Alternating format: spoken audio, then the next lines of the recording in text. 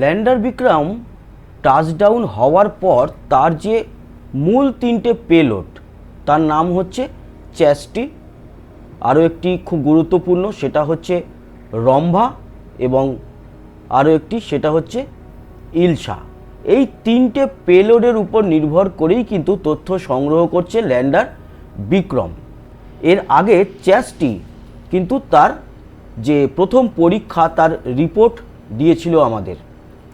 এবার এলো রম্ভা আর ইলশার রিপোর্ট, আপনাদেরকে সেই বিষয় নিয়ে জানাবো। এবং শুভ সন্ধ্যা বন্ধুরা, আজ হচ্ছে গিয়ে 31শে আগস্ট 2023 এবং আজ হচ্ছে বৃহস্পতিবার। সান্ধ্যকালীন বিজ্ঞান আলোচনায় আজকে শুধু চন্দ্রযান-3 নিয়েই থাকবে কথা, তার কারণ দুটো যে খুব গুরুত্বপূর্ণ পেলোড তার থেকে গুরুত্বপূর্ণ আপডেট এসছে। এছাড়া অদ্ভুত একটা সাউন্ড রেকর্ড করা গেছে চাঁদে, তাই নিয়ে তদন্ত শুরু হয়েছে। সেটা কিসের শব্দ, আপনাদেরকে এই বিষয় নিয়ে জানাবো। টুইটে কিছু খবর এসছে এক্স হ্যান্ডেলে, সেখানে প্রথম যে খবর সেটা হচ্ছে radio anatomy of moon bound hyper sensitive ionosphere and atmosphere Langmuir probe, মানে রম্ভা। এই রম্ভা যে পেলোড সে খুব গুরুত্বপূর্ণ একটা পরীক্ষা চালিয়েছে, এবং এই পরীক্ষাতে কি রেজাল্ট এসছে সেটা আমরা আপনাদেরকে একেবারে বাংলাতে জানিয়ে দিচ্ছি। একটা গ্রাফ পোস্ট করা হয়েছে, একটা স্টিল ছবি পোস্ট করা হয়েছে। স্টিল ছবিটা দেখিয়ে দিই আপনাদেরকে। এটা হচ্ছে গিয়ে আমাদের রোভার প্রজ্ঞান এবং ল্যান্ডার বিক্রমের বডিরও বেশ খানিকটা অংশ দেখা যাচ্ছে। এই যে পরীক্ষার যে রেজাল্ট, তাতে দেখা যাচ্ছে যে পরিমণ্ডল রয়েছে, আমি বায়ুমণ্ডল বলবো না, চাঁদের যে রেগোলিথ মানে মাটি, মাটির ঠিক উপরের দিকে যে পরিমণ্ডল, সেখানে বেশ কিছু প্লাজমা ডিটেক্ট করা গেছে। আমি একটা কথা বলেছিলাম, মহাশূন্যে কোনো জায়গায় শূন্য নয়, 1 ঘনমিটারে একটা হাইড্রোজেন প্লাজমা পাওয়া যাবে। সেক্ষেত্রে চাঁদেও যে একেবারে শূন্য তা তো নয়, কিছু না কিছু প্লাজমা বা পার্টিকেল তো আছেই। সেটাই এবার ধরা পড়েছে রম্ভার নামে যে পেলোড, সেই পেলোডে। আচ্ছা, এই যে প্লাজমা ধরা পড়েছে এর ফলে কি হবে? এর ফলে ইসরো জানাচ্ছে যে এই প্লাজমা যে ধরা পড়েছে তাতে পরবর্তী সময় যখন মহাকাশচারীরা সেখানে যাবে তাদের মধ্যে যে রেডিও যোগাযোগ সেটা ক্যারি করতে পারবে এই প্লাজমা, যেটা খুব গুরুত্বপূর্ণ। ইনফ্রারেড রে নয়, বাতাসেই কিন্তু এই তরঙ্গ প্রবাহিত হবে এই প্লাজমার জন্য। এটা একটা বিরাট বড় পদক্ষেপ, যেটা নাসার খুব কাজে লাগবে। তার কারণ নাসা আগামী দিনে ঠিক এই দক্ষিণ মেরুতে মানুষ পাঠাতে চলেছে। সেখানে মানুষ পাঠালে তাদের মধ্যে যে যোগাযোগ ব্যবস্থা, ওয়্যারলেস সিস্টেম, এছাড়া মহাকাশচারীরা যদি হেঁটে আর একটু দূরে যায় সেখানে তাদের যে বিভিন্ন ডিভাইস থাকবে, সেই ডিভাইসের সঙ্গে তাদের যে ল্যান্ডারের যোগাযোগ সেটা কিন্তু তার পরিমণ্ডলেই হবে। আমি বায়ুমণ্ডল কথাটা এখনও বলছি না, কারণ সেইভাবে বায়ু ধরা পড়েনি, যদিও অক্সিজেন মলিকিউল তো পাওয়া গেছে। আর এবার যে প্লাজমা পাওয়া গেছে সেই প্লাজমার দ্বারা কিন্তু সম্ভব রেডিও ওয়েভকে ট্রান্সফার করা, যেটা লোকাল যে আমরা যেরকম ওয়াইফাই ব্লুটুথ ইউজ করি আমাদের বাতাসে তরঙ্গর জন্য, সেটা আমার থেকে কেউ একজন একটু দূরে আছে তার সঙ্গে আমরা যোগাযোগ করতে পারি। এখন তো ওয়াইফাই ডিস্টেন্স আরও অনেক বেশি, সেরকম চাঁদেও পারা যাবে। তবে পৃথিবীর মতো অত স্মুথ বা অত পাওয়ারফুল হবে না, কাজ করা যাবে।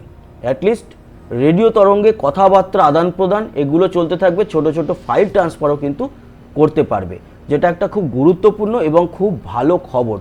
তো আগে প্রথমে আমরা পেয়েছিলাম যে আউটপুট, সেটা হচ্ছে গিয়ে আমাদের যে ফার্স্ট পেলোডের কথা বললাম, 3টে মোট পেলোড, 3টে পেলোডের মধ্যে হচ্ছে গিয়ে প্রথম চ্যাস্টি, যে 10 সেন্টিমিটার গর্ত খুঁড়ে চাঁদের মাটির তলার একেবারে তাপমাত্রা বলেছিল যে প্রথমে গরম তারপর ঠান্ডা হতে হতে ভিতরে ঠান্ডা আছে, সেখানে বরফ পাওয়া মানে পেলেও পাওয়া যেতে পারে এরকম একটা আন্দাজ দিয়েছিল, কিন্তু তাপমাত্রাটা নিয়ে বিশ্লেষণ করেছিল। এবার রম্ভা বাতাস বলছি না, আবার পরিমণ্ডলে যে প্লাজমা, সেই প্লাজমা ডিটেক্ট করেছে এবং সেই প্লাজমা যে রেডিও তরঙ্গকে পাঠাতে সক্ষম সেটাও কিন্তু জানা গেছে। এবার আসি আরও একটা বড় খবরে, আরও একটা গুরুত্বপূর্ণ ইকুইপমেন্ট ইলশা ILSA। ইলসা ইকুইপমেন্টেরও কিন্তু পরীক্ষার রেজাল্ট আজকের সন্ধ্যাবেলায় এসে গেছে। তাতে কি জানা যাচ্ছে, সেখানেও দুটো ছবি পোস্ট করা হয়েছে। সেখানে institute scientific experiments instrument of the lunar seismic activity, সংক্ষেপে ইলসা, পেলোড অন চন্দ্রযান-3 ল্যান্ডারেই তিনটের কথাই বলছি, রোভারের আলোচনা করিনি বা করছি না এই ভিডিওতে। The first micro electro mechanical system technology based instrument on the moon, এটি ঠিক আছে, মানে প্রথম এই মেকানিক্যাল সিস্টেমটা চাঁদে কোনো একটা মহাকাশযানে পাঠানো হয়েছে, সেটা হচ্ছে আমাদের ল্যান্ডার বিক্রম। সে কিন্তু রেকর্ড করেছে বিভিন্ন মুভমেন্ট রোভার এবং আদার পেলোড।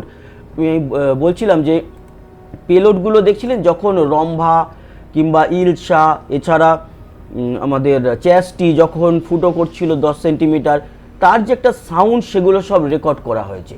এই রেকর্ডিংটা ধরা পড়েছে এবং তার সঙ্গে আরও একটা গুরুত্বপূর্ণ রেকর্ডিংয়ের ওয়েভটা দেখাই আপনাদেরকে। সাউন্ডটা এখনও আসেনি, এসে যাবে। তো এই যে পুরো বিষয়টা নিয়ে আলোচনা করে নিই। এইটা হচ্ছে গিয়ে সেই গ্রাফ, যেই গ্রাফে ধরা পড়েছে রোভার প্রজ্ঞান ল্যান্ডার বিক্রমের যত এই পেলোডগুলো ডিপ্লয় হয়েছে তার তো একটা সাউন্ড হয়েছে, সেই শব্দ কিন্তু ধরা পড়েছে, রেকর্ড হয়েছে। এই শব্দ আগামী দিনে আমাদের হাতে এসে পৌঁছালে আমরা শোনাবো আপনাদেরকে যে কীরকম সেই শব্দ। এই শব্দ ধরা পড়েছে এবং শব্দ রেকর্ড করা গেছে। তার মানে বাতাস সেখানে না থাকলেও তার যে পরিমণ্ডল, তার প্লাজমা কিন্তু শব্দ তরঙ্গ বাহিত করার মতো তার প্লাজমা রয়েছে। এটা একটা গুড নিউজ। এই হচ্ছে গিয়ে সেই ওয়েভ, সেই ওয়েভেই ধরা পড়েছে রোভার মুভমেন্টের ফেজের যে চাকার শব্দ, নামার শব্দ, সমস্ত কিছু।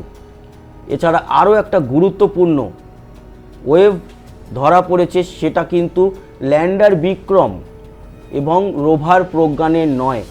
এই যে সাউন্ডটা ধরা পড়েছে, এটা নিয়ে কিন্তু শুরু হয়েছে তদন্ত, যে এটা কিসের শব্দ, ভূমিকম্প বা কোনো উল্কাপিণ্ড আছড়ে পড়ার। তদন্ত যতক্ষণ না কমপ্লিট হচ্ছে ততক্ষণ অবধি জানা যাবে না। এই বিষয়টা নিয়ে জানিয়ে দিই, এখানে টুইটে ইসরোর তরফ থেকে কি বলা হয়েছে। Additionally it has recorded an event appearing to be a natural one on August 26, 2023. The source of this event is under investigation. এর তদন্ত চলছে।